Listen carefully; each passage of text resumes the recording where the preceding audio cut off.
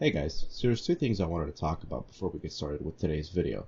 The first is the fact that we now have video intros. We have a video intro specifically for the Babylon cast and a video intro specifically for Thinking Out Loud. Both of these intros were produced by the absolutely lovely Joshua Amaranto. You can go ahead and give him a look-see here. I just plastered his information on the screen for you. He's absolutely wonderful. He did a fantastic job on these intros, and I can't recommend him enough. If you want him for commissions or something around that nature, be sure to give him a look-see. He's wonderful. He's fantastic. He's brilliant. Every possible positive word that I could describe him with, I will describe him with that word. The second thing that I want to talk about is the fact that we have merch. So if you're interested in a Thinking Out Loud mug or a Traveler's mug, as you can see back here, or maybe even a hoodie, go ahead and check out the link in the description of the video below, so you can go ahead and get some cool swag. That'd be fantastic. Anyways, those are the two things I wanted to talk about. Oh, I guess one other thing, if you're interested, I've been sort of making appearances on the Atheist Republic Patreon group meetings that they have over there on the Atheist Republic YouTube channel. So go ahead and check me out there if you want to hear my thoughts on topics such as the Black Lives Matter movement, trans rights, really topics that I would generally be too concerned about talking about on this YouTube channel, but they really pull these controversial opinions out of me on this YouTube channel. So go ahead and check me out there. Otherwise, you can, as usual, follow me on Twitter, follow me on Instagram. I just recently put up, I guess there's a lot of things. There's a lot of things that I really wanted to talk about before we get started with the video. But yeah, I just also started a new Instagram channel called Babylon Project YT, so you can follow me there. If you want to get a glimpse into my personal life, go for it. I can't imagine many of you would actually be interested in that sort of stuff, but if you are, go for it. Anyways, thanks for listening to this short intro, and I hope you enjoy the video. Shut up and sit down.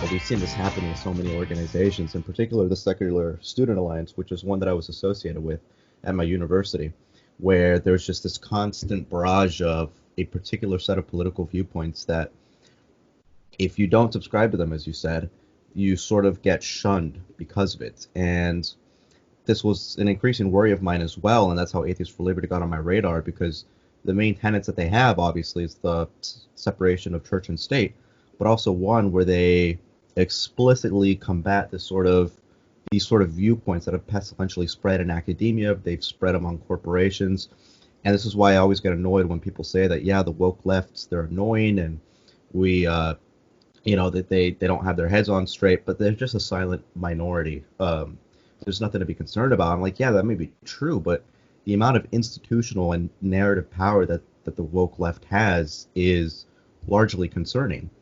And I've noticed that you have an interesting affinity for Stoicism. I have a friend, Justin, his name's Justin as well, actually. He was the person who introduced me to Stoicism just a few years ago, and he recommended I look into it. Now, for some reason, I guess ideological philosophies, or that's probably not the best way to word it, but philosophies of this sort never really gravitated towards me. So would you mind giving a rundown of what Stoicism is and whether or not it's influenced your view on religion or politics and how it helps you go about your daily life? Oh, absolutely. I first heard about Stoicism through Massimo Pigliucci. He used to be the host of the Rationally Speaking podcast. And from there, another one of my interests, poker. I was listening to a podcast, the Thinking Poker podcast, which often has lots of philosophy, similar to your name in a way.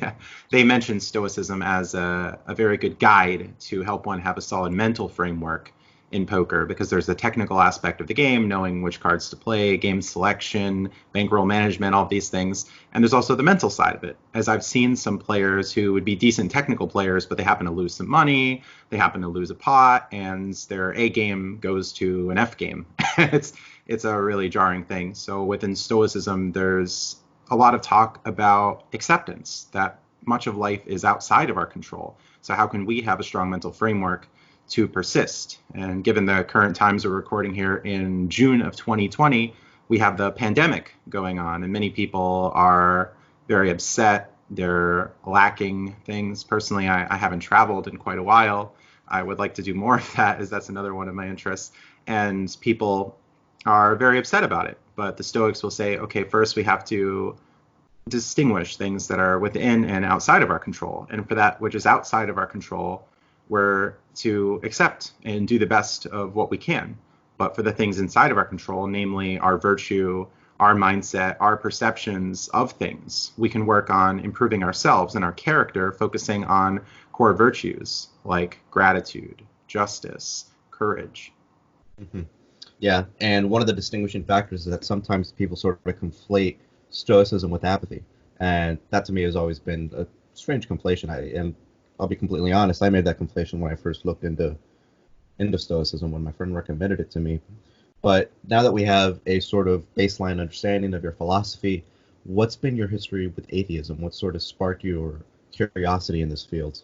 Yeah, well, first, this idea of Stoicism is apathy. I think there's a dictionary idea of Stoicism with a lowercase s, which is like just put on a tough face, grin and bear it kind of deal, as that has something to do with the ancient philosophy from Greece and Rome, but it's not the whole part of the story. As we're to get out there in the world, work toward change, work toward improving ourselves, there are a lot of lines from the philosophers that were saying, what good would Hercules have been if he just stayed in bed? Man was not made to stay under the covers. We seek to pursue challenges to improve ourselves, and what good is the wrestler who hasn't faced a strong opponent? All these metaphors and analogies I really like from the text. So we're to get out there. And with atheism, when I first got involved in the community with a local group, with some state organizations, I participated in a lot of activism. One particular was around 2009, when there was a religious display on courthouse lawn placed by the government. I objected to this at the time and saying that if you're just going to have a religious display, it's giving this notion that the government is favoring religion. Why is it not a more inclusive display? Why don't you have more secular themes here? Why don't you have other religious displays? And I was successful. They actually integrated the display, and it was more of a community efforts. And at this time, my activism had gotten some attention from some prominent atheists, including PZ Myers, Friendly Atheists, many of the Free Thought Blogs writers at the time even. And fast forward a little bit, there was a lot of talk about feminism and social justice at the time, although perhaps it wasn't going by the terms of social justice. And I noted a trend of disagreement being, oh, this person is a monster. There was, for instance, one acquaintance of mine, Stax Roche, who was a writer for Examiner.com talking about atheism. And he had a readers poll at the end of the year saying, who is your favorite atheist of the year? And readers selected 5 men. And this drew the ire of a particular blog, claiming that he was sexist because no women were included in the poll. And he talked, okay, well, this is what my readers had to say. This is who they liked from the year. But that wasn't good enough for the mob. And multiple blogs, multiple writers dogpiled on him. And this was one part of evidence of misogyny in the secular community. And that didn't sit well for me, as I was initially sympathetic toward this idea, oh, let's get more women involved in atheism, let's get more women at conferences, let's make the community more inviting. But over time, when I saw what that actually meant and how people were putting that into practice, that's where I started to really question it. Yeah, there's a strange expectation that is had on behalf of the woke that if everything is not 50-50, you don't see an equal percentage of men and women in a particular field, then that in itself is evidence of sexism or misogyny.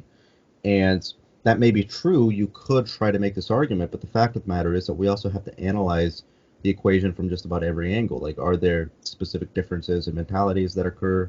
Are there, for me, it's always been the fact that what we should be concerned about mainly is making sure that there are no barriers, no obstacles to a particular group of people when they want to enter conversations such as atheism or a particular field in STEM. That to me is the main thing that is important, not whether or not we see a particular level of equity at the end of the day. And so you've become the public relations manager for Atheists for Liberty, as you mentioned earlier in this podcast. This is a group whose values you align with. Is there any sort of specific way that you're going to try to handle the topic of atheism? Any specific things that you're going to try to do to tackle this increasing level of wokeness in the atheist community?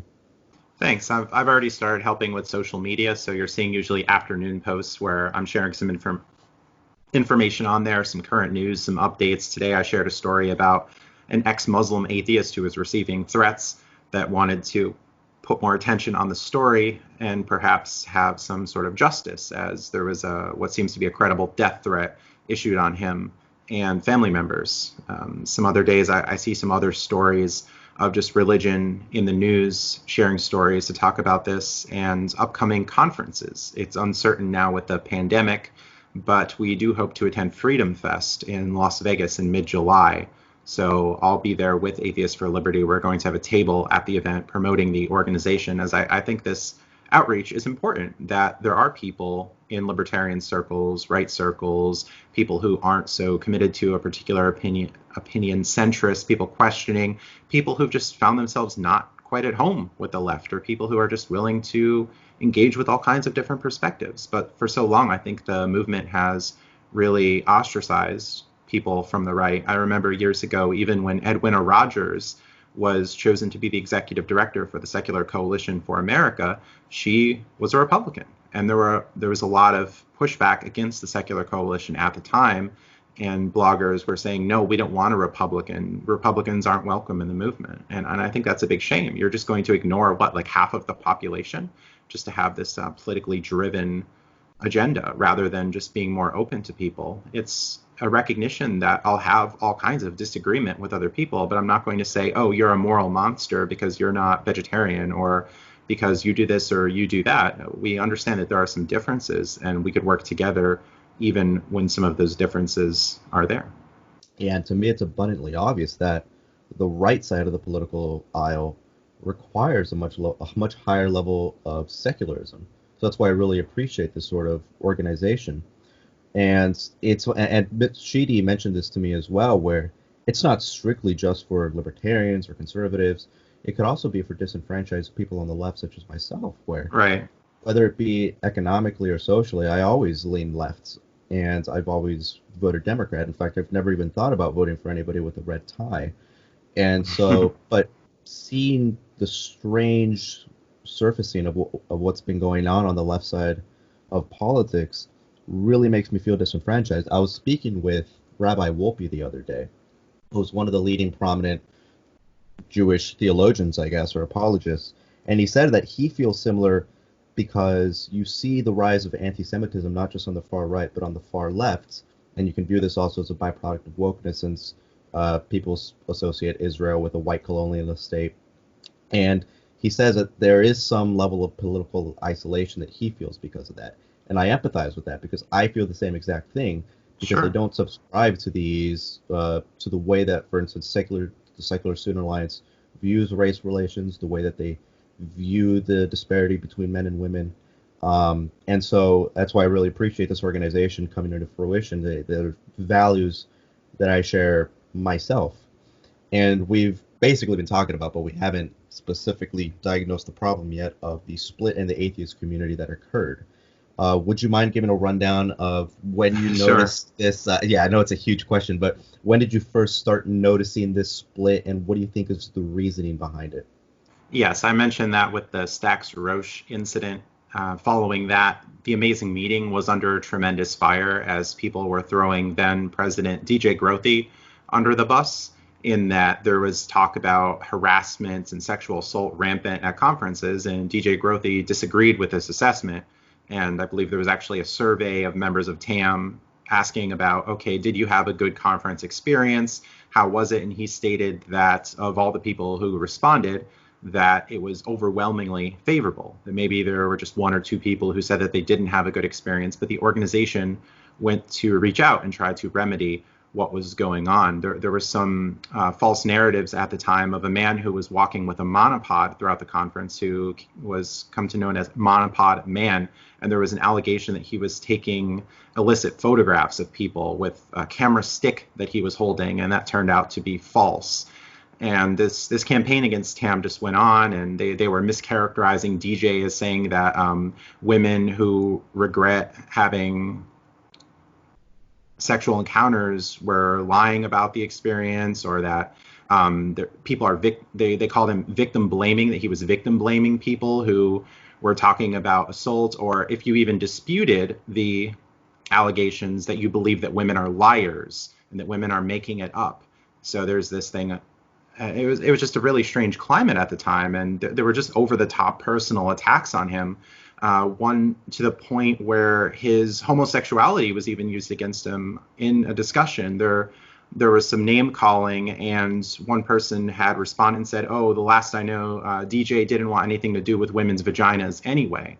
And it's like, what was that kind of comment? That was really underhanded. That seemed really inappropriate to me. So when I actually came out and said, "Hey, could we actually have a discussion about this rather than engaging in name calling?" then I was dismissed as a tone troll, and I too was a rape apologist and all these other nasty names. So at this point, I could see that there were the divisions, and I looked back into some of the events that had happened in previous years that I really wasn't paying attention to, with all of this infighting around the elevator gate issue, people dogpiling on Richard Dawkins. It's like, this is a problem. The community that I thought was about open discussion and rational examination devolved into name calling. And then if you didn't completely fall within one particular camp, then you're a misogynist, a rape apologist, you hate women. And I thought this was completely unacceptable. Yeah, it's so strange. I sort of noted, I got into the topic of atheism maybe around 2015, around there, and this was already when sort of woke culture was well underway. But that wasn't what I noticed at first, because at first I was just focused strictly on the new atheist aspect, Richard Dawkins, Sam Harris, Dennett, Hitchens. It wasn't probably until 2016 or 17 when I started noticing movements revolving around social justice, and a lot of the narratives that these movements espouse didn't quite fit with the reality that I saw. And so that's when I went down the rabbit hole of things like Elevator Gate, as you mentioned, and started recognizing this new wave of social justice as led by people like P.C. Myers, Richard Carrier, even to some extent Matt Dillahunty. Mm-hmm. And so this was strange, and at first, I was of the mind that this is a bad thing. That is an atheist community. We need to be unified. We need to have this sort of coalition fighting against the religious. But I was sort of convinced out of this opinion by Armin Navabi, who is the founder of Atheist Republic, and he said, no, the fact that there is so much division in the community is actually kind of a good thing, because it shows that we've sort of expanded and we've grown so much that atheism is huge now. And so, of course, you're going to see differences of opinion. If everyone just agreed on the same thing, that'd be a problem, because the only thing that we should be agreeing on is the fact that we got one question right, that we got one answer right, and that is on the topic of God. The fact that now you have a bunch of different opinions and a bunch of arguing shows that this has become widespread. This is actually a good thing. Now we're not so homogeneous in mentality. Do you agree with that assessment, or do you think that we should be much more unified than we are now if we're going to tackle irrationality, not just religion, but the whole idea of irrationality? Yeah, it was the main problem of discourse that I had, that you can agree, you can disagree on certain things. Like if you're going to talk about the gender wage gap, like, can we have a more civilized discussion about that, rather than if someone questions the data, if someone questions the methodology, instead of you being anti-woman, misogynist, whatever it is, but that's what the discussions often come down to, or you're discounting women's experience, you're just speaking from male privilege. That's the kind of discourse, and that's really troubling. We hope that if we're a more rational community, that we can talk more about the issues rather than engaging in tactics like that. And indeed, yes, there will be some disagreement, because people come to the community saying, okay, I was maybe raised in a religious household, now I no longer believe, and I want to be open about it, or I'm really in favor of separation of church and state. So people will agree definitely on those issues, but then find disagreement on others. So it is a sign perhaps of growth, and also of just people, I think, wanting to bring their particular issues into the movement, whereas the groups weren't there for that. Americans United for Separation of Church and State, right in the name, it's an organization for separation of church and state. But if you're going to want to, okay, atheists need to speak out against this. And there were some writers, Amanda Marcotte, who argued that atheism is consistent with pro-choice and feminist positions. And I wrote that this is just a nonsense statement, because atheism isn't consistent with anything. It's just a statement of, you lack belief in a God. It's not, okay, well, since we're an atheist, we should be pro-choice, or we should be feminist, or we should be really anything. It's just incoherent. But people just trying to bring their own agendas into the movement and take over. I think that was the huge problem there. Do you also think part of the reason why people seem to have abandoned the conversation about God and about anti-theism is because we sort of already won that conversation? Even you see this even in discourses led by public intellectuals like Jonathan Haidt and Paul Bloom, where the conversation isn't so much about whether or not God exists or fighting against creationism. Those conversations have kind of already been won, and there's sort of a unanimous decision on those topics. Now, the conversation sort of is shifted towards social justice and whether or not, as a social mechanism, religion is a good tool. So, do you think part of the problem is that, or at least part of the reasoning behind why we're so focused on different topics now, is because creationism kind of lost already, and whether or not God exists is sort of just a topic that no one's really interested in anymore? That's kind of why the new atheist movement died down. That could be the case. The first Reason Rally, for instance, had tremendous attendance, and people were really energized at that time, perhaps because there was a lot of open theocratic activity. Maybe people were really energized by the new atheists at that time. Maybe over time it's died down a little bit. As we saw with the second Reason Rally, the attendance was way down compared to the first. And I think that's a complicated issue too. Maybe it's because the social justice drove people out, that people just didn't want to be part of the movement because of all the infighting, because of all the nonsense. It's hard to say and pin it on one issue, but I think that has something to do with it. So maybe because the first conversation is won in some ways, that people try to bring some other issues into it. But at the same time, I think the conversation's still going on. It was to note some disagreement with the right. I was listening to a Dennis Prager video, a fireside chat yesterday, and there was an implication that if there were more religion, there would not have been looting, that people, if they had more religion, they'd be more moral and more ethical. And that's something I, of course, disagree with. Yeah, there's still some prominent public intellectuals out there that try to make the argument for religion, like Dennis Prager, as you said, Ben Shapiro, even to Rabbi Wolpe, who we had on the podcast, and even to some extent people like Jordan Peterson. And I think that conversation, I'm still okay with having it. Not so much the does God exist one, because that one actually, I would argue, is kind of, I don't know, it's just kind of boring at this point. I think we've sort of already had that conversation. But the one as a social tool, I think is a good one. And one that certainly needs to be had, especially since a lot of people are trying to pin the increase in wokeness in society as a result of a decrease in religion. So what are your thoughts on that? Do you think that the fact that people are becoming more religious, the United States now is the only first world country that is predominantly religious, this decrease in religiosity, this increase in secularism, has something to do with the increased level of wokeness, especially since some people view wokeness itself as a religion? It's a question of what kind of moral framework or life philosophy do people have to start with. That maybe if they're growing up in a Christian household, their family is very religious, that maybe they didn't quite have that moral framework to begin with. And then they find something else that seems appealing. It's, oh, look, there's this injustice in society. We need to fight against it. People can just quickly go on to that without really thinking about it. Maybe it's the case for other movements too that have nothing to do with religion, like Occupy Wall Street. We're seeing now Black Lives Matter, and we're seeing that go so extreme as to defund the police, that people are just buying into this idea of police brutality, systemic racism, police injustice, seeing this as a racial issue to the point where people literally want to defund the police. So maybe it can be attractive to hop onto these movements. Maybe it can be attractive to like change your profile picture to a black box. But what is it that you're supporting? What is it at its core? So maybe with wokeness, people see, okay, there's a problem, we need to do something about it, and they just hop on. Maybe they didn't have another framework to fall back on.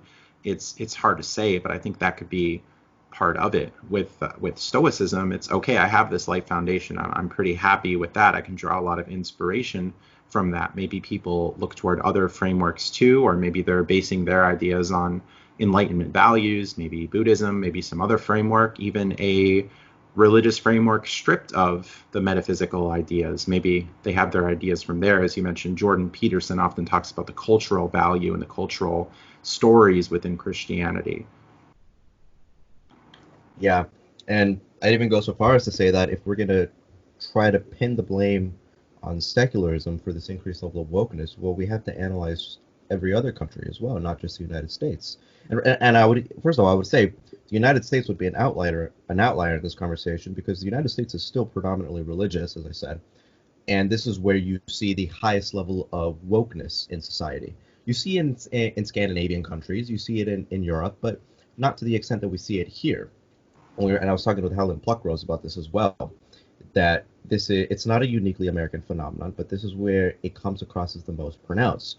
And even on the woke left, there isn't as high a level of atheism as you would expect. There's a high level of spiritualism, of New Age religion specifically, but just because they're not identifying as Christians doesn't mean that there's no religion there. And there's interesting parallels between religion and the wokeness, whether we're talking about original sin, which is viewed as whiteness, whether it be the fact that a lot of them aren't even willing to have a conversation about data, and we see this with the Black Lives Matter movement. Mm-hmm. There's a lot of parallels there, and that's an interesting thing that we need to inspect. But I think it's disingenuous to lay the blame on the increased level of wokeness strictly on the fact that we're becoming more secular as a society. I don't know. Yeah, and I'd imagine that there would be a lot of Christian individuals too who are out in the streets in these protests. So it's not like, oh, it's an atheist or an atheistic movement. I don't think that's the case. That would be a stretch, especially if self-proclaimed atheists are just a few percentage points of the population. You would imagine that just by that, it would be hard by chance to just say, oh, it's mostly atheists in the streets. Probably not the case there. And it's been a different shift, because I remember years ago when there was this discussion about creationism, when preachers were coming on campuses, there weren't calls, at least that I remember, of saying, okay, these people should be banned. We're just going to show up with loudspeakers and interrupt them, or we're going to pull fire alarms if they happen to appear on campuses. But we have been seeing this, and particularly against women, like Christina Hoff Sommers, who might be the most mild-mannered of all people arguing against particular ideas of feminism, that people are just shouting her down. They're trying to get her banned from campuses, again, pulling those fire alarms, just showing up and not really willing to have the discussion. Whereas in the atheist community, as I remember, it was, okay, well, let's have the debate. Okay, Bill Nye, you can go debate Ken Ham. And if this preacher is going to show up, we're going to have a counter event. I remember there was Ray Comfort, who had a special edition to the Origin of Species. It was this 30-page introduction. And some people were saying, okay, well, let's talk about that. Let's discuss these ideas. And it wasn't this trying to remove the perspective altogether. It was, okay, let's discuss it and let's talk about why we disagree and have a civil conversation at that. Yeah. That's true. You mentioned the fact that there's a lot of Christians here. And yeah, in fact, from an anecdotal perspective, I know that's not good evidence to lean on, but just from an anecdotal perspective, the people who have been the most fervently social justice people are always Christians. It's funny, because whenever I see someone advocating for, whether it be the whole concept of recognizing people's white privilege, or recognizing intersectionality as a valid theory of the mind, they almost always either have a Bible verse in their Twitter bio or something close around that, right? Like one in particular said, he is greater than I, or something like that. Mm-hmm. So it's always it's funny. And this to me has always been a huge incompatibility, because even though there's a high level of atheists, I guess you could say, in the secular movement, the fact that there are religious people in the social justice movement has always baffled me, because these views are diametrically opposed to what the Bible teaches.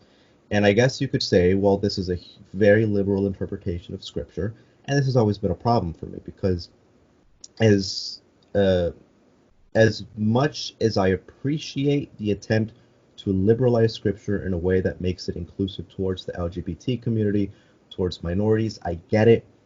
As much as I appreciate that, what concerns me is that we are sacrificing an intellectually honest analysis of Scripture in a way that runs well with the philosophies and the beliefs and the morals of the people who lived at the time. And I guess that's my next question to you, sort of focusing on the topic of religion and these liberal interpretations so it could fit social justice. are you okay with people interpreting scripture in a way that is very liberal to the point that it kind of just you're basically just creating a new religion, if that makes any sense? I think that happens over time anyway, because if you look at some scriptures from the Old Testament in particular talking about slavery, and if you happen to invade a town and take the women, there are particular rules where, okay, you can take them as brides, you can take them and have children with them, right? And I think one can say, okay, here's a reflection of the people at the time, and we could see that their morality was very troubled. But over time, we can make those observations and say, okay, this is a story about humanity growing, that we see some sort of struggle and people improve over time. I think that's a more honest reading than a literalist who is saying, well, okay, in that time that was okay, or in that time, whatever apologists might want to say, oh, it wasn't really slavery, oh, it wasn't really rape, it wasn't really this, it's metaphorical or allegorical, right? If you were to just say, okay, yes, it's just a story here, there's this cultural idea. It's Bert Ehrman, who's an agnostic scholar, a New Testament scholar in particular. He talks about a mythical faith, that we can draw some ideas from the stories, find some importance in that, such that people do from works of fantasy or science fiction. And okay, well, we don't believe that they're literally true, but there is some truth value, sort of, again, what Jordan Peterson seems to go towards in his discussions. So I think the more honest person, instead of, okay, it's 100% literally true, that they're having more of a metaphorical interpretation, or just outright admitting, okay, this particular section, I don't agree with that, but here I could find other sections. Like, they don't have to take it all 100%, especially if they're going to be honest and say, okay, it was a lot of different people who worked together on this Bible. It wasn't this pure divine inspiration like some Muslims might believe, that the words just magically appeared. It was all divine inspiration rather than a human writing it, right? So I think it's a more honest view of it. Mm-hmm. Yeah, the reason why I'm sort of bringing this up is because I want to distinguish the difference between wokeness and sort of the LGBT community, which people often link these two closely together. And so what I've always said is that I think you can absolutely advocate staunchly for LGBT rights, whether this be advocating for the trans community or advocating, I mean, especially advocating for gay rights in countries in the Middle East or Sub-Saharan Africa or Southeast Asia. You can certainly do this and not subscribe to woke ideology, right? You don't even have to try to interpret scripture in such a liberal way as to advocate for these values. There's a wall that you can make here. And so I mean, I'd even go so far as to say that you could also advocate for men trying to change their attitudes towards women. I mean, if there's anything that we've witnessed in the Me Too movement recently, if there's anything that we've witnessed in the large outcries of women all over the world trying to say that they don't appreciate the way that men view them, to me, in my personal opinion, it's become abundantly obvious that attitudes need to change towards women. And I think you can view the LGBT community, you can view women in this way and still not subscribe to woke ideology. It really isn't that difficult. To me, it's always been, as you've mentioned, how do we have the conversation? How do we be honest about it? So as much as I would advocate for the trans community, you shouldn't be able to shut down anybody who's trying to ask the question of the difference between sex and gender, and whether or not sex is as malleable as many of the people on the far left claim. You can have these questions. You should be able to ask these questions. A good friend of mine just the other day actually had Rosa Dawn on his podcast, and he got lambasted. Rosa Dawn, by the way, is one of the people who questions the very staunch trans ideology, and he got lambasted for this. And he said, you shouldn't have platformed her. And that to me is like, you should be able to platform anyone's that to me is one of the fundamental pillars of a free country, a country that wants to have honest conversations, a country that wants to be intellectually honest with itself. And if we want to get to the correct conclusions from a lot of these controversial topics, we shouldn't be scared to deal with the opposition. I mean, I gave you a lot there, and I Yeah, apologize. that's I sort fine. of went on a rant there. So what are your thoughts on the conflation between LGBT acceptance and the whole current conversation surrounding the trans issue, and how much of it do you ascribe it to like wokeness? I guess Yeah. is this exclusively woke, or can there be a distinction? Yeah, I don't think that's the one true path because, of course, you have many people opposed to the woke ideology who are in all kinds of different circles saying, you know what, okay, it's an issue of individual liberty that if you're an adult, you want to identify as male, female, whatever, that's okay. The question, though, is what implications does that have on society? You saw Rationality Rules, the popular YouTuber Stephen Woodford. He issued a video asking questions and examining the issue of trans individuals competing in sports. So if you're a male to female trans individual, should you be able to compete at the same level? Is that fair?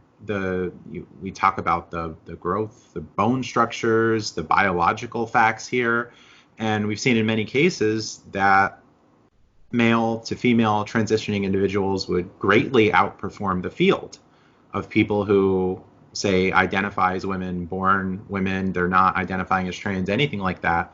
So he put out a video asking these questions and examining the issues, and he got called a transphobe. And Matt Dillahunty, as you mentioned, got involved in it, as far as I remember. The atheist community of Austin put out this big piece against him, and it was a disaster. It's like, how could you have the conversation here?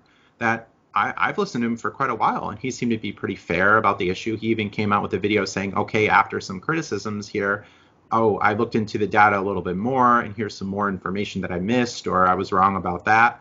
But if you're going to get involved in this like call out culture or cancel culture and just dogpile on people, that's not going to be very effective. I remember even with the Westboro Baptist Church, I had interviewed people from the Westboro Baptist Church a while back, and some people are critical of me, like, oh, why would you talk about them? Why would you interview them? That's terrible. But people have left the church, noting that their interactions with the media, their interactions with people from the outside world actually led them to deconvert and question their upbringing, question their ideology. So having these conversations, I think, can be very important. Maybe at some point we'll draw the line and say, like, the most ridiculous person who's just engaging in a lot of name calling, misrepresentations, and smearing individuals. Maybe, okay, I don't want to have a conversation with that person. Maybe, I don't know. But even Daryl Davis, a popular person who had spoken with many people from the Ku Klux Klan, and they had come to renounce their ideas and even surrender their hoods. I've heard that he has a collection of hoods in his closet or somewhere in his home. So there's this value in having conversations with people we disagree with. And if calling people names, engaging in a lot of this over the top language, I don't think that's going to change minds. If anything, it's just going to galvanize the people who already agree. And in some cases, it might even backfire if you're going to just engage in all of this name calling. Are you really going to be changing minds at that point? That's something that can be questioned. Yeah, Daryl Davis was called a white supremacist for that. Blows my mind. How would you define wokeness specifically? Because we're talking about it very broadly. We're sort of mentioning this group of people, that group of people. So I understand if people are listening and they're kind of confused as to what it is specifically that we're Yeah. calling wokeness. So how would you define it? Yeah, I think there's diversion away from having discussions about facts in the world, having discussions about evidence that's available to everyone, whereas very often in these discussions, identity is of prime concern. That, oh, you're a white male, you are this, you are that, oh, your class, your upbringing, they're focused on this, and oh, you don't know what it's like. Because you disagree, that must mean you think that I'm not deserving of certain rights. Like I hear these trends in conversations that it's more of an identity game, whereas a person's identity rather than the facts of the matter in the conversation are of prime concern. And it's also this personal experience. So there's an element of subjectivity to it that, oh, if I feel that something is true, then it must be. But I think that we're to be really careful of that because as skeptics, we should know that our memories are often faulty and that we could jump to conclusions. In fact, many in the atheist community would have conversations with religious individuals and they would talk about, oh, I had this near-death experience. I had this revelatory experience that I prayed, something happened, I felt God, I had this kind of experience, and to me it's true. And that's what we hear in a lot of these book discussions. Oh, well, this is my personal experience. This is my subjective experience. Who are you to tell me that it's wrong? So that's the discussion that usually comes on, and it's just pitting groups against groups. There's this oppressed and oppressor dichotomy that we're hearing, that women are intentionally being kept down, that people of color, minorities are being kept down, and it's this society versus the individual framework rather than seeing it as a more complex issue. As we talked about certain interests, we hear, oh, we need more women in STEM. More recently, we even heard shut down STEM, and I believe it was the journal Nature had suspended its operations for a day to say, okay, we need to re-examine and have more women involved. But maybe it's the case in some areas that men and women have different interests. I know I have a background in counseling, and in many of the college courses I had, maybe there was a handful of guys who were in the course. And even when I was still employed, I even heard, oh, we're looking for male role models for children because there weren't many men who wanted to work, that the interests were a little bit different. But we hardly hear from feminist camps, and point me to examples if you have them, about we need more women involved in logging. We need more women involved in trash collection. We need more women involved in military, because it's often in the dirty, dangerous, and deadly jobs that men get involved in. And those jobs happen to pay a little bit more than, say, the nurse, the babysitter, the elementary school teacher, where women happen to dominate. And we don't hear that, oh, well, men are being kept out of elementary schools. Oh, men are being kept out of counseling. It's just not the case. But when you talk about a lack of representation, this is a percentage of people in a certain field. Some on the SJW side happen to say, oh, well, it's because of the patriarchy. It's because of this bias within the field. And it's really making the issue so simple when in fact they're more complex.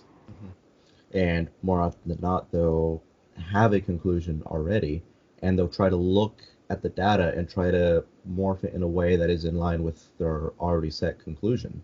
And it's a huge problem because they embrace, as you sort of mentioned, this very toxic interpretation of intersectionality theory, this very toxic interpretation of genuine cognitive biases that we have. But the problem is that when you view the world through this lens and this lens only, and refuse to acknowledge contradictory data, refuse to acknowledge other perspectives on the topic, then you have a very narrow view of reality. Because if we're strictly going with the whole, as you mentioned, the identity-based understanding of how society works, you can play this game with just about anything. We can play this game with height. The fact that people who are shorter, on the shorter side, tend to be discriminated more than tall people. And if you view reality through that lens, then everything is going to be a huge social web of just who's tall and who's short, and you're not going to be able to recognize any other possible confounding variables.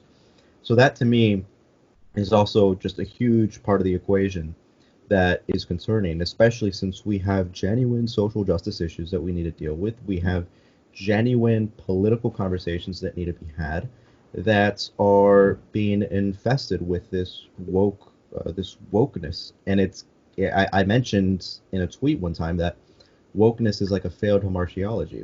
It's just we're incorrectly diagnosing the sin, or we're placing the entire sin based on one thing and not recognizing that we're dealing with a multivariate equation. And Right.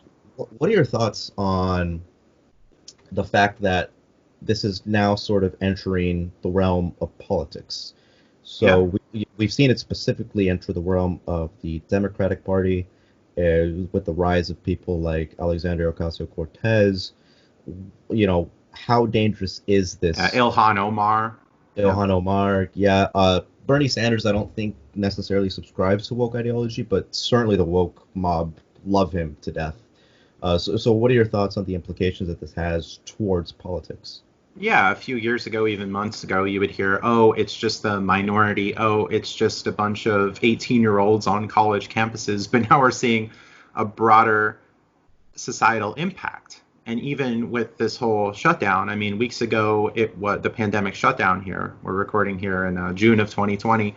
Weeks ago, it was, oh, if you want to go and protest, if you want to go out and get a haircut, then you're just selfish. You don't care about grandma.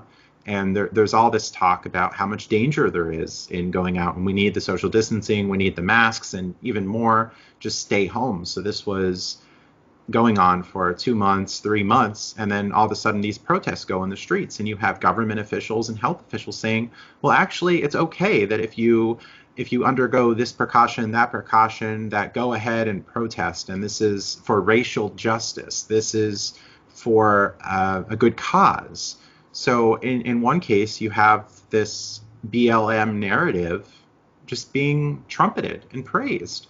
And it's just a major health hazard that you're going to say all these people out there protesting in the streets, many of which not wearing masks, not distancing, that's an extreme health hazard if the officials are right about the dangers of the current pandemic. I'm trying to avoid the word here for YouTube, of course, but we'll see what happens with that. And it's interesting to see the media being critical of Trump and holding a rally in Tulsa and saying that, oh, well, you're going to pack all these people into a rally and you're a monster, and what are you going to do? And people are going to suffer because of this. And we've even seen in some atheist circles, we're saying that religious individuals who are going to church, that's really problematic. People are going to suffer. In fact, there have been some deaths. So where's the consistency here? But I think it's thrown aside because of this inclination toward this social justice mentality that, well, you're righteous if you happen to march in the streets allegedly to protest against police brutality and systemic racism and all these other things, where I think, 99% higher maybe of the American public recognize that the George Floyd incident was terrible, that the police officer was very much out of line in what we saw from that video. And there should be a fair trial, there should be charges, right? But to say that this was systemic racism, that this was particularly a racist incident, and because of this, now it's okay to just break all of these health guidelines or revise the guidelines and go out in the street, I think we might see a lot of damage because of that. And anybody who's trying to make the arguments or at least propose an alternative reasoning behind what happened with the George Floyd incidents, or even with the wider narrative of whether or not black people are being disproportionately shot at by police, they're often viewed as, racist or blasphemous for even questioning the narrative. Right. And I should say it's just a specific part of the Black Lives Matter movement, right? Most people whom I've talked to about the movement have been perfectly willing to have a conversation with me.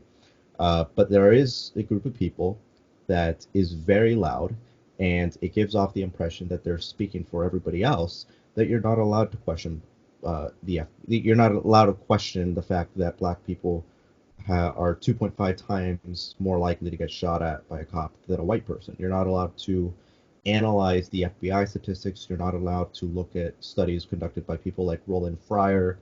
You're not allowed to do any of that stuff. You have to subscribe to this narrative. And even though these people obviously don't account for the whole movement, they're so loud and they claim to be representative of the movement in such a way that makes it seem like that is what the movement is. I mean, and I thought about this recently, where I think we're going to lose the culture war. I think they're going to win. And my reasoning behind this is that at a surface level, when you look at what their claims are, it's hard to disagree with them. Of course Black Lives Matter. Of course Black Lives Matter. Of course women are treated differently than men. Of course there's discrimination. Of course there's bias, and these are things that we need to combat.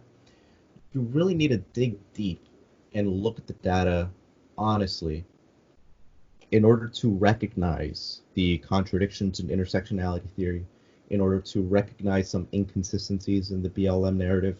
And most people just simply don't do that. As much as I hate to say it, I'm under the impression that a good 90 to 95% of people who are vocal about a particular topic don't actually do much research. And in fact, a lot of it just has to do with tribalism. A lot of it just has to do with political affiliation. And because of this, I think we're going to lose. I mean, just recently, we saw Robin DiAngelo featured on Jimmy Fallon. It's only a matter of time until John Oliver makes a video about white fragility. Do you think I'm being too pessimistic? I don't know. Well, we'll see what happens, but in some cases, I think it backfires because some people do wake up to what's going on. Some people do look into the statistics. Because if you were to say, okay, yes, do you agree Black Lives Matter? It's like I can be with you on that, but what else is entailed by that? What is the movement? I can be in agreement on the fact Black Lives Matter, of course.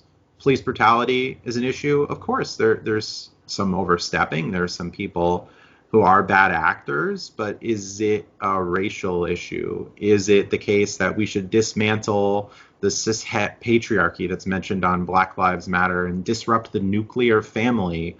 There's talk about that, about women working two jobs, and that this is an imposition on women that's particularly sexist. I mean, they're going further than just police reform, when people are literally calling to defund the police, when people are literally calling, okay, let's dismantle the court system, let's do this. You have the autonomous zone, now known as CHOP or CHAZ, and they're calling for these really radical reforms. And hopefully they are in some ways a minority, but there seems to be a lot of sympathy. And if these companies, these corporations, I see these emails every day about, oh, we donated this and that to Black Lives Matter, we're standing against racial injustice, that maybe these rich and famous corporations aren't really looking into things and they're just donating all the money, and they get this political and cultural sway because, oh, look, you know, you logged into Amazon and you saw this big thing, or like every single, I mean, I get a lot of emails from so many different companies signing up for loyalty programs, and it's like,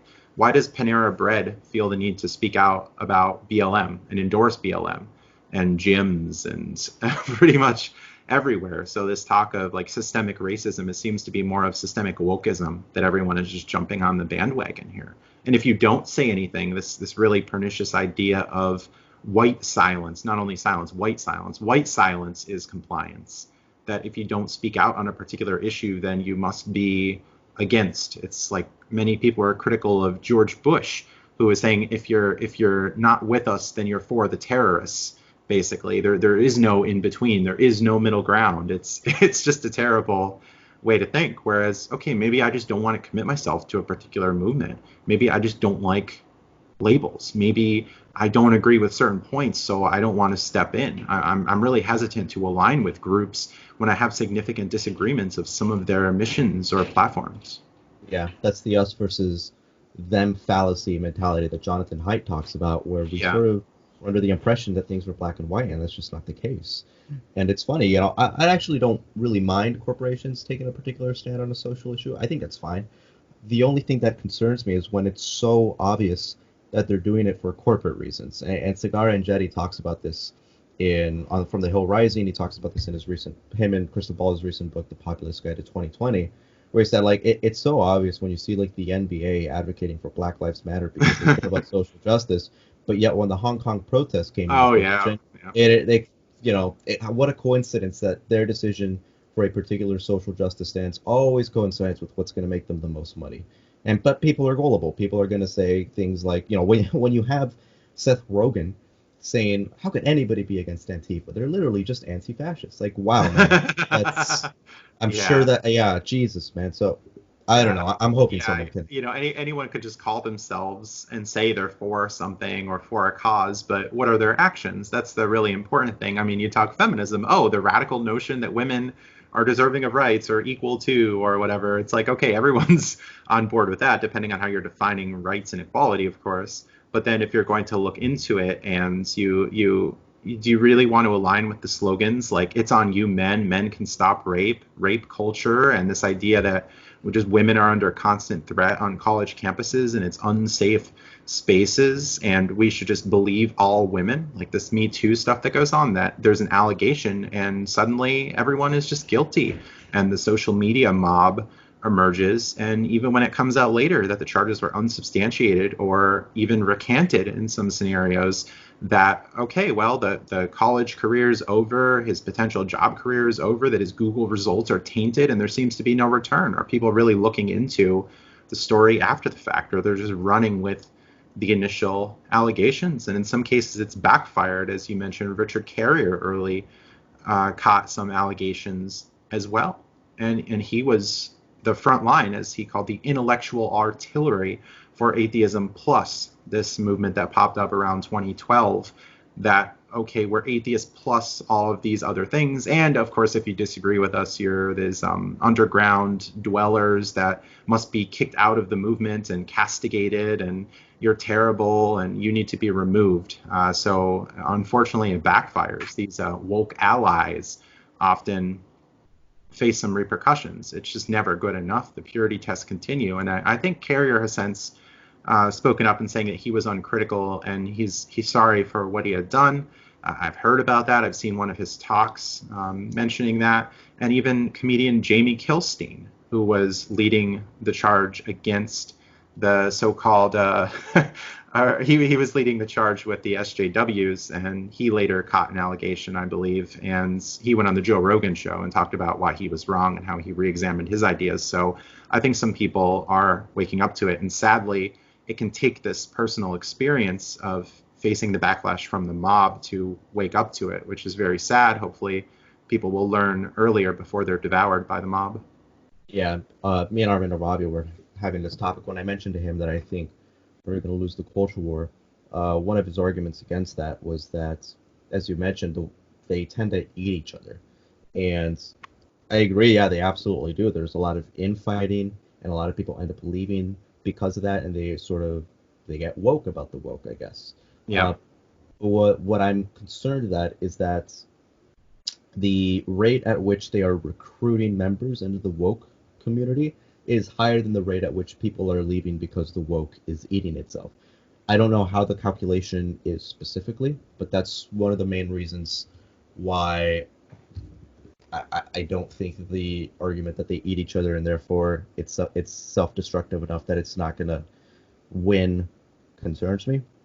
How do you think they gained so much narrative power? Because, we've sort of talked about the fact that we're really dealing with a very, very vocal minority here, but yet they're all over academia. I mean, I think the most recent statistics on sociology said that between 15 and 30% of sociologists are Marxists, which is weird. The fact that if you look at any academic department, I mean, so for instance, I go to I go to a top 10 physics school, university in the world. I'm not trying to toot my own horn, but I go to a pretty good school. That was physics. On your mug. It wasn't the Ben and Jerry's school, though. Oh yeah, it wasn't the Ben and Jerry's. Yeah, so and yet the only club for physics at my university, there's only 2 physics clubs at my university, and both of them have to do with inclusion, with diversity, with social justice cause, and I'm like, this is a top 10 school for physics in the world, and these are the two, like, not to say that these are bad movements, but like there's no just regular physics club here. So they're all over academia. They're all over the media narrative, as we've talked about it. How this is a huge question. How do they have so much power here if it's just a vocal minority? Yeah, I think there is some hope, though, as we saw Joe Rogan recently got a big deal with Spotify, and he has, if not one of the most popular podcasts in the world. And on appearances, he seems to be just some common guy. He's not this. He doesn't talk about himself as an intellectual or a professor or something. He's saying, hey, look at me. I'm a comedian. I was involved with reality TV shows, and I've just come to notice that there are these disturbing trends in society. And he has quite the big following. And I'm sure a lot of people who listen to his show are sympathetic that the overreach from the social justice crowd has gone so big. I think the rise of Jordan Peterson, we'll have disagreements with him here and there, of course, like we do with anyone. The rise of Jordan Peterson speaking out against this social justice mentality is also something to be quite happy about. And I wonder, too, about Trump's election, that many people saw that Hillary was leading in the polls, but the polls, of course, were different than the outcome, that maybe the rise in the SJW mentality people got sick of and voted for Trump as a protest vote. I've seen that argument in many spaces, and there might be some merit to it. So I think there is some hope as to how they got power. Maybe it's because these celebrities, we've been seeing these videos of these celebrities talking about, we are worried about our white privilege and, we need to do better. So maybe these people aren't looking into the issues. Oh, well, look, this popular celebrity I like says this, so okay, I need to do something and ally with the cause. And if so many people are saying it, then there must be some truth and merit to it, and maybe they don't look into the issues. So having conversations like this and just questioning, I think, is something that can lead to some positivity. Yeah, that's true.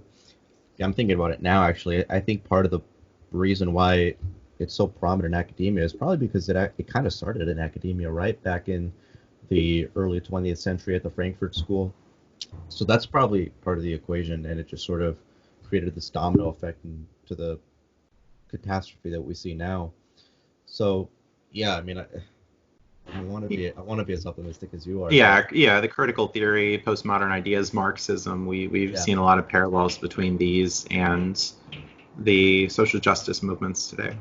yeah. And I should also mention people who are doing great work in this field: James Lindsay, Helen Pluckrose, Peter Boghossian. Yeah. They're coming out with a book called Cynical Theories, where he sort of talks about the history of this. You know, as you mentioned, neo-Marxism, its roots in there.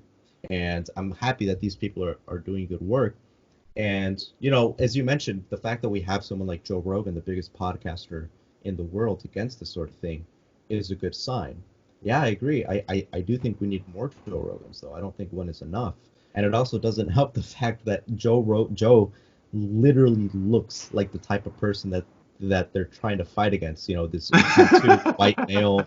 Like he literally fits the bill for what they're sort of fighting against. And it's moments like that that makes me happy that I'm not white, so I don't get to be accused of just having white privilege, stuff like Oh, that. well, maybe white passing. I saw a petition that was looking to get rid of the administrators at Portland State University recently, and they talked about someone as white passing, and that too was problematic. So, No kidding. Is that like a person of color who grew up in a pretty good neighborhood, or? oh, I'm not quite sure, but the person looked white in some way, so that was white passing, I heard. So maybe you're not safe. I don't know. Oh shoot, I hope. I Maybe guess someone not. is. Yeah, but Yeah. also many people of color speaking out. I know Larry Elder, Candace Owens are prominent voices, and of course, then they still get, oh, well, you're just a race traitor, Uncle Tom, like all this other stuff. And again, we won't agree with them on all points, but hey, there are some people speaking out. Charles Barkley was recently speaking out against the idea of systemic racism and police violence disproportionately targeting people of color. So you get this, but even that, it's just not going to be enough for the mob because they're always going to try to just dismiss you out of hand for some characteristic or some hidden motivation. It's like, well, you really just want to keep people down. It's like, why do you say that? Like, where does that come from, right? So they're not talking in many cases about the statistics, and the double standards I see are also quite large because years ago with my activism, I had hung a banner on Public Square in Wilkes-Barre, Pennsylvania, with the Freedom from Religion Foundation in response to a lot of religious displays in the holidays. And someone actually climbed a scaffolding structure and vandalized the banner. They cut a rope and let it hang and replaced it with the American flag and went on TV and talked about how he did this because the nation is not united after the Sandy Hook shooting and the banner was divisive. And now, fast forward, there was vandalism of a Christopher Columbus statue on the same public square. And I saw atheists being apologists for the vandalism and saying, oh, well, it's not really vandalism. It was cleaned up. Oh, it was temporary. But it's like, wait a second. Even if you disagree, if you don't think the statue should be there, is the right move to vandalize it? Is that okay? Like, vandalism's okay as long as you use paint that can be removed and because you happen to think that Columbus was a bad guy. No, that's not going to be the right way to respond. So I see some of these double standards, which is just really strange to me. Yeah, it's only vandalism if it's against our personal narrative. Yeah. There are great people out there who are speaking up, people of color, I suppose. Are we allowed to still use that word, or have they changed the legislation? Yeah, that might not be okay. I don't know. Yeah, I don't know. So people like John McWhorter, Glenn Lowry, and the recent rising star Coleman Hughes. So these people are speaking out about this because, you know, John McWhorter, when he was on Coleman Hughes podcast, he said like a lot of the things that I was told about race as a child, like it just wasn't matching up with the reality that I was seeing. And so I think there's a huge conversation to be had about race relations, and it's just one that we are so ill-equipped to deal with, specifically probably because of our history with Jim Crow, our history with slavery, and understandably it's a nuclear topic because of those reasons. But at the same time, we need to be honest about how to have this conversation. And I'm so happy that there are people out there like Shelby Steele, like John McWhorter, who are talking about this. That's fantastic. I just, God, man, I was hoping you'd be able to cheer me up and sort of put me on the right track, but I'm just really pessimistic now. Um, Well, we'll see what happens of it. It's hard to say. It's certainly a Stoic perspective that we might see something as really bad, but in time it might not be. And I think it's a Buddhist parable too, or an Indian parable of a man who had broken his leg, and they say, "Oh, that's a terrible thing. Your leg is broken. What are you to do now?" "Oh, we'll see." And there happened to be a war, and there was a big draft, but the man didn't have to go to war because of the broken leg. And it's like, "Oh, that's a terrible thing. Oh, we'll see." And it turned out to be the case that his country, his tribe, whatever the case, was just decimated. And it's like, well, maybe it wasn't as bad as we thought it would be. So I don't know. Maybe this current thing will turn out to lead to more reason in the long run. Might there be some kind of struggle and pessimism before there's a better turn for things in society? It's just hard to say. yeah, I can only hope. But Justin, I want to thank you for coming on the podcast. This has been a very informative, fun conversation that we had. Where can people find you? Yeah, you can find my personal Twitter, Justin Vacula. That's a Vacula. And I'd encourage you, of course, to follow Atheists for Liberty. We have a Facebook page, we have a Twitter presence, and even Instagram. And hopefully we'll see some listeners at Freedom Fest in July in Las Vegas, if the event happens, of course. And we'll be looking at future conferences to attend as well. All Stoic right. Solutions podcast, as well as you mentioned, and the Hurdy Gurdy Travel podcast for those of you who wish to save money, make money, and travel for next to no cost. That's a strange detour from atheism. Like went from atheism to credit card rewards. I thought that was fascinating when I was like looking at your stuff. I'm like, wow, this is a huge difference in content, I guess. Yeah, I have a lot of different interests. Poker as well. That's been a mainstay for the past 6 years or so. So credit card rewards. I found out about that through a gambling podcast. Actually, there was a guy who came on the show, Gambling with an Edge, who was talking about, oh, you can set up a bank account with PNC Bank at the time and fund it with a credit card for $2,000, and it wouldn't code as a cash advance. And there was a credit card at the time where if you spent $3,000 in 90 days, that you would get a bonus $500. So it was like, ooh, so I can open up a checking account and then fund the checking account with the credit card and then get very close to getting the 500 bonus. And the checking account gave me a $250 bonus. Like, ooh, that sounds like $750 of free money there. So it was down the rabbit hole after that. It's like, oh, well, what other cards can I open? What other bank accounts can I open? And I see so many of these companies and loyalty programs giving these really big sign-up bonuses. And if you meet the certain terms, then you'll get 50,000 points, 50,000 miles, $500, somewhere around this. And I think most people mess up from a financial perspective where they're going to overspend, they're going to pay unnecessary fees. But I think if you play the game well, that there's a great return to be had from it. All right, so go ahead and check out that podcast so if you learn more about credit card rewards. I'll probably check it out. I don't know nothing about that topic. But once more, man, thanks for coming on the podcast. It's been an absolute pleasure to talk to you, and I hope you come back. You're always welcome back on the podcast. All right. Thanks a lot. Thanks for having me.